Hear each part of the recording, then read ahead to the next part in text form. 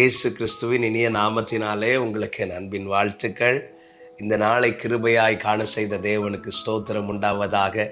கடந்த நாட்கள் எல்லாம் கண்மணி போல பாதுகாத்து நம்மை நடத்தி வந்த அவருடைய கிருபைகளுக்காக அவருக்கு ஸ்தோத்திரம்.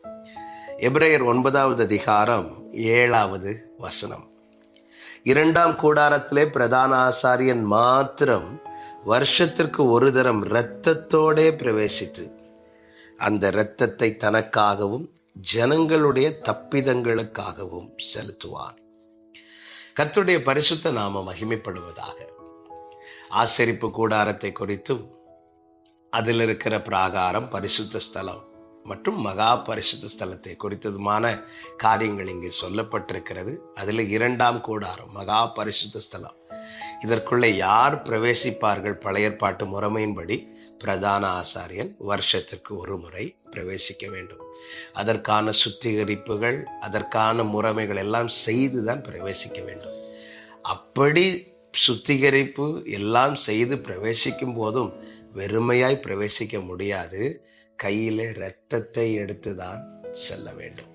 இந்த மகா பரிசுத்த ஸ்தலத்துல தான் உடன்படிக்கை பட்டி இருக்கிறது, கிருபாசனம் இருக்கிறது, தேவ மகிமை தங்குகிற இடம், தேவ பிரசனம் விளங்குகிற இடம், தேவன் உறவாடுகிற இடம், பேசுகிற இடம். அந்த இடத்துல இந்த பிரதான ஆசாரியன் நிற்க எது அவனை தகுதிப்படுத்துகிறது என்று கேட்டால், அடிக்கப்பட்ட ஆட்டுக்குட்டியின் இரத்தம். இந்த நாளில் என்னை கேட்டுக்கொண்டிருக்கிற அன்பு சகோதரா, சகோதரி, இன்று நானும் நீங்களும் அந்த கிருபாசன தண்டையில தைரியமாய் நெருங்கி வரவும், அவரை அப்பா பிதாவை என்று அழைத்து உரிமை பாராட்டவும், அவருடைய சமூகத்தில் இரவு பகலா இருந்து அவரை நோக்கி பார்க்கவும், களிகூறவும் நம்மை தகுதிப்படுத்தினது என்ன தெரியுமா?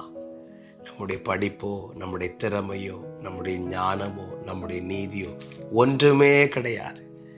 உண்மையாய் சொல்ல வேண்டுமானால் அந்த பிராகாரத்தில் கூட நிற்பதற்கு நாம் தகுதி இல்லாதவர்கள். காரணம், எபேசியர் 2 சொல்லப்பட்டிருக்கிறது, நாம் தேவனற்றவர்களாக இருந்தோம், நாம் நம்பிக்கையற்றவர்களாக இருந்தோம், நாம் காணி ஆட்சிக்கு புறம்பானவர்களாக இருந்தோம்.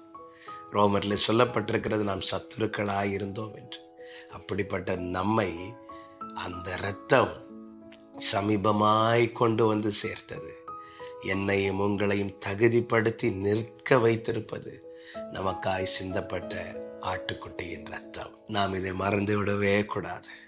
எனவேதான் ஆண்டவராக இயேசு கிறிஸ்து காட்டி கொடுக்கப்பட்ட அந்த ராத்திரியிலே அப்பத்தை எடுத்து பிட்டு கொடுத்து, அதன் பிறகு தாம் சிந்த போகிற இரத்தத்தின் அடையாளமாக ரசத்தை எடுத்து கொடுக்கும்போது என்ன சொன்னார் தெரியுமா? என்னை நினைவு கூறும்படி இதை செய்யுங்கள்.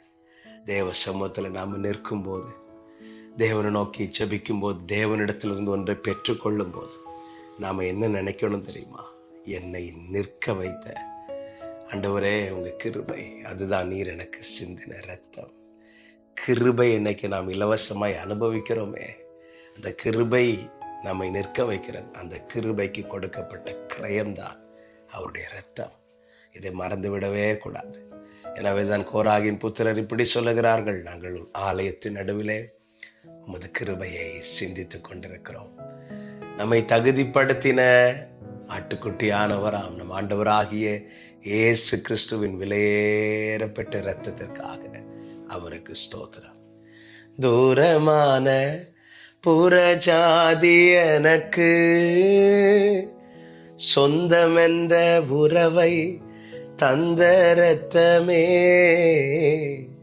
தூரமான புறஜாதி எனக்கு சொந்தமென்ற உறவை தந்த இரத்தமே, ஜீவனுள்ள புதிய மார்க்கத்தினுள், ஜீவனுள்ள புதிய மார்க்கத்தினுள் பிரவேசிக்க தைரியம் தந்த இரத்தமே. எவ்வளவு பாக்கியம் அந்த இரத்தத்தினால் நாம் பெற்றிருக்கிறோம். நம்மை தகுதிப்படுத்துகிறவர் அவரே. அவருக்கு எல்லாம் மகிமை உண்டாவதாக.